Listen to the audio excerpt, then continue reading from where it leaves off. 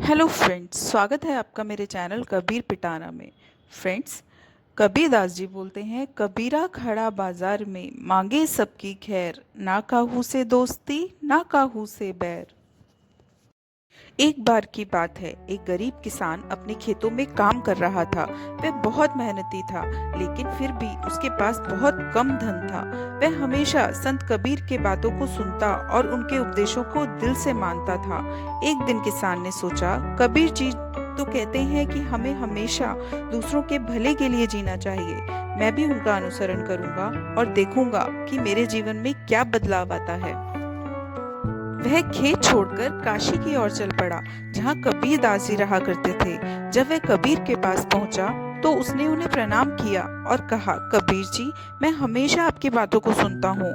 मुझे अपना जीवन सही दिशा में चलाने के लिए आपका मार्गदर्शन चाहिए।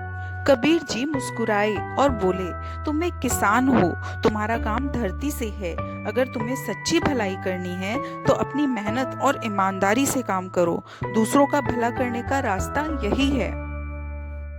किसान को समझ नहीं आया, तो उसने कबीर से पूछा, कबीर जी, अगर मैं अपनी मेहनत से दूसरों की मदद करना चाहूँ तो क्या मैं हमेशा गरीब नहीं रह जाऊंगा? कबीर ने किसान को एक उदाहरण दिया। तुम देखो, यह खेत में जो बीज तुम बोते हो वह पहले मिट्टी में अंदर छुपा रहता है।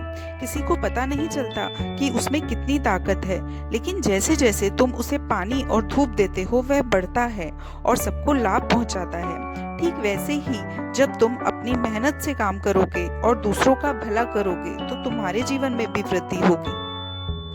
किसान को कबीर की बात समझ में आ गई।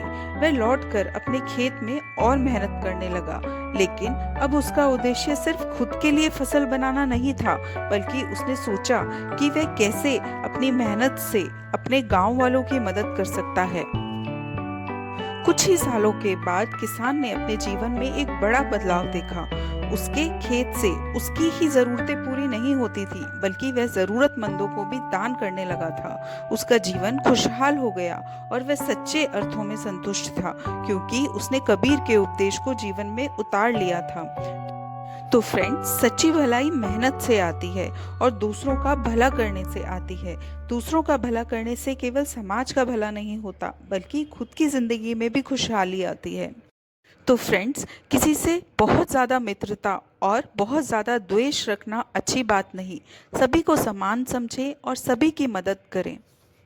आई होप फ्रेंड्स, आपको मेरी ये छोटी सी स्टोरी पसंद आई होगी। मैं आती रहूँगी ऐसी नई नई कहानियों के साथ। Please subscribe my channel. Thank you.